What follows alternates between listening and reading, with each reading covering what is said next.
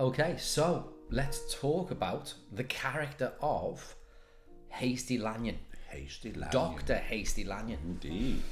One of my favourite characters to play, in all honesty. Yeah. I mean, when you read the book and when you read the script, how did you perceive that character? In my head, it's the way you play it. But on first reading, it's quite difficult to look back to because I don't really remember him making that much of an impression, just like a doctor. You know what I mean? Yeah. You could almost imagine him as a sort of, I don't know, like little country doctor sort of type with no real flesh on his bones. So it's not really described that well, I don't think. No. I mean, I'll be honest with you, there's not really a lot of background to build upon. One of the things I used was the pistol. Yeah.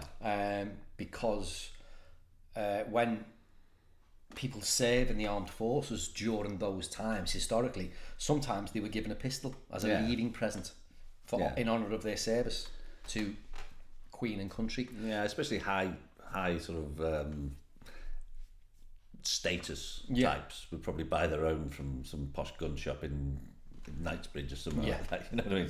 So it'd be his own pistol. I've got my own pistol, because I think they had to buy their own uniforms. The likes of the Army Hussars and people like that. So they'd all go to military tailors that specialised in uniform. Yes. As opposed to just the grunt would get them off the peg. Yeah. I mean, it kind of became for me like a Sherlock Holmes's Watson. Yeah, absolutely. A doctor who'd served in the forces, and then I put him in the Afghan wars, which lent into the idea of how he was dressed in the film and in the play. I mean, the fez really helped. I think it gives you a handle on the character because you've not really got that much to go on the fact that he's a doctor and he has a gun. So I think that the way you filled it in is more visual and more logical to people. Yeah. It's not just a guy in a white coat who suddenly pulls a gun out. He's obviously an educated fellow who's obviously been around a bit with his military service. So he's not just some country bumpkin doctor who doesn't really know that much. And I gave him a mildly eccentric kind of quality. Yeah. Because I just felt, on first impression from the book, as you say, you don't get a lot of information, and there's not a lot to kind of make your mind up whether he's a good guy or a bad guy. What is he? He's a little bit ambiguous. Yeah.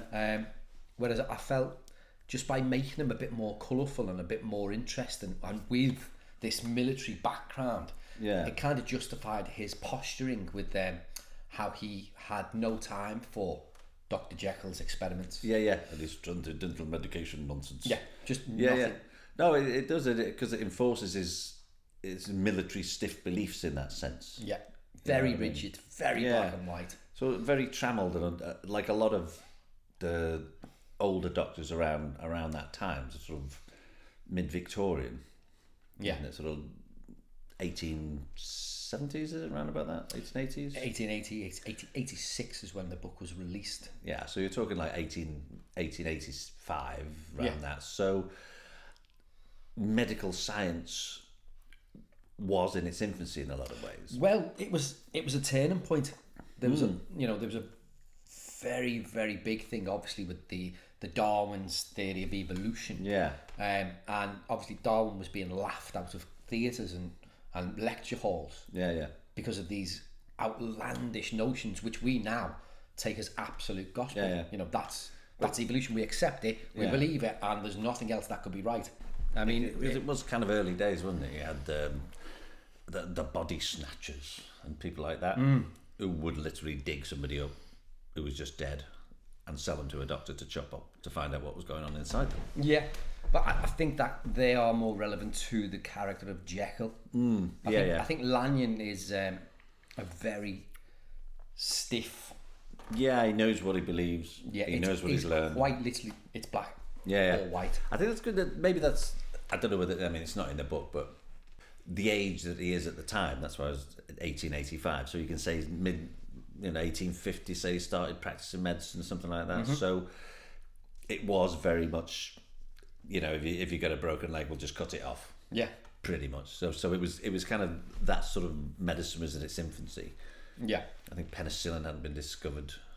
No, it had, hadn't it? Yeah, Jenner had discovered the vaccine for cowpox, smallpox. So there were leaps forward in medicine, but not that many. No, I mean, you know, Darwin's theory of evolution and the idea that we have evolved from apes. Yeah. That was mind-blowing. And not agreeable to many, many in that field. Well, it was laughed at, wasn't it, as he said.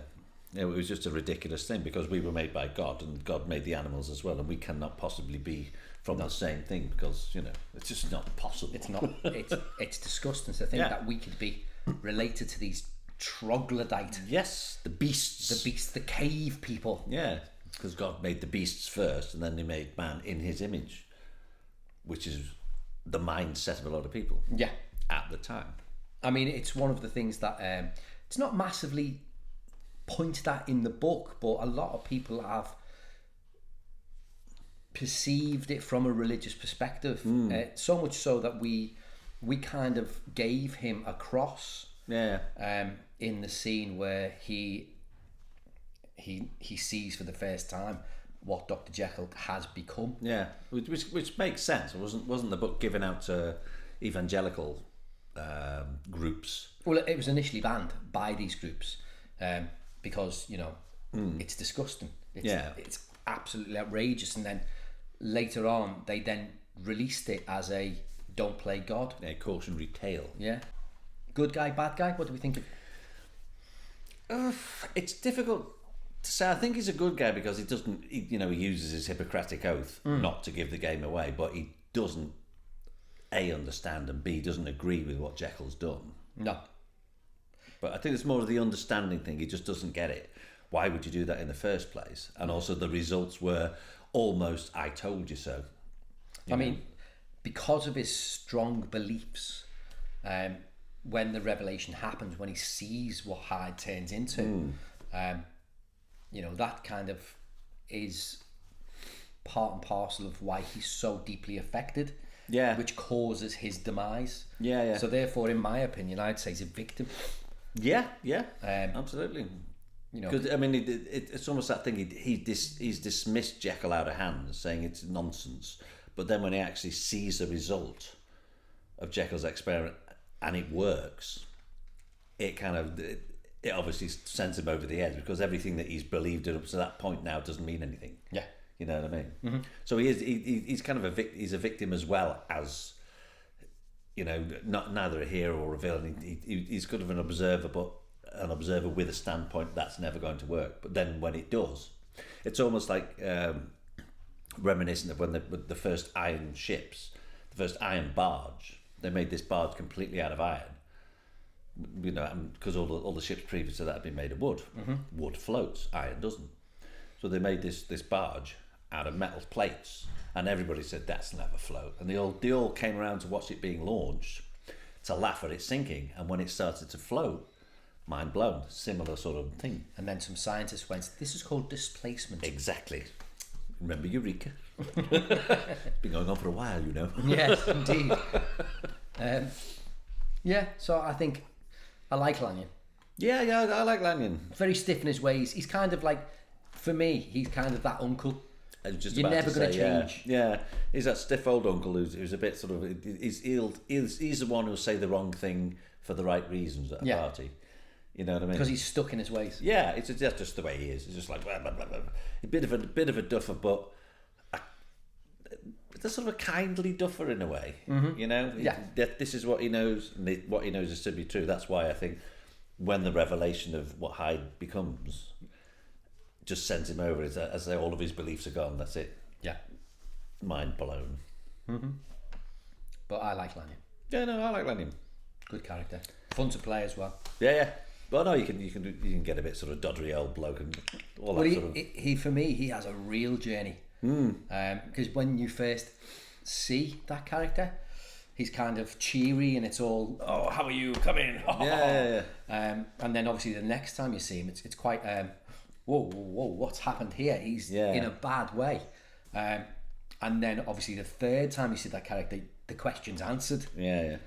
But the way we've done it, so you see him in this state, then you see him in in his wrecked state, and then you see him again in between those states, where he's cautious and a bit heroic, and now saying, "I've got this gun here, blah blah blah." So he's using his military background. Yeah. He'll shoot him if he steps out of line, and then his world is turned upside down. Yeah, I mean, it's interesting, isn't it, that his demise is caused by, if you want, for want of better words, psychology. It's a revelation that he can't wrap his head around. Yeah. You know, he's standing there with a gun. He's quite strong and a formidable guy, really. But then nothing can protect him from what he's just seen. Yeah. So yeah, poor Lanyon. Poor Dr. Lanyon. I don't know whether he doesn't say anything about the transformation because of his Hippocratic oath or because of his friendship with Jekyll.